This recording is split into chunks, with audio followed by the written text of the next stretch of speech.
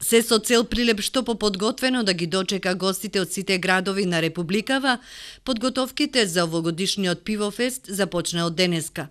Булеварот во центарот на градов е затворен за сообраќај со цел да се постави потребната инфраструктура, која ќе овозможи поставување на штандовите и нормално функционирање на учесниците на пивофестот.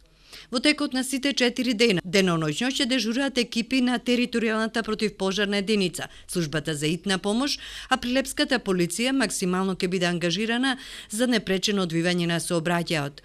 Сите паркинг простори се обезбедени со редари, а цената за паркирање годинава наместо 100 ќе изнесува 50 денари.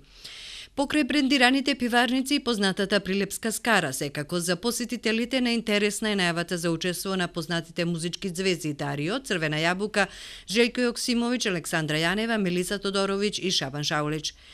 Прилепчани со нетрпение го очекуваат почетокот на пивофестот, не само како продолжување на традицијата, туку и како можност да уживаат во прилепско, скопско, сараевско и лашко пиво. Тоа не е само за Прилеп, тоа е и за Македонија, тоа за сите нас. Така да манифестацијата е позитивна.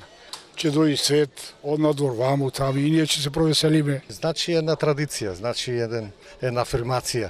Цела Европа не знае со пивофест. Имаме и пејачи и гости, така како што е за прочка, така и пивофест. Лично за мене не е нешто посебно, али сепак традиција и со години се одржува, па да се надеваме годинава дека ќе биде поуспешен, барем на музички план. Некако ни е прескапо. Како во Германија, што е, таму е многу поевтино пивото према овде. Цените се реална ствар. Некогаш повеќе, некогаш помалку. Може да се. Секој може да приушти барем 1 до 2 пива да испи. Најголемиот дел од прилепчани сметаат дека треба да се смени локацијата на одржувањето на пивофестот, а Прилеп има такви можности. Може би треба да се размисли да се дислоцира надвор од централното подрачје, али за сега добро е. И што да види кој е на улица, нормално појава, на отворено место. Па таа идеја уште одамна беше на паркот на револуцијата, ама моето мислење, знаете, може само вие да го слушнете или ако го објавите, би требало, да. Би требало. Имаме простор. Езерото ни е слободно. Имаме таму и шума, и зеленило, и се.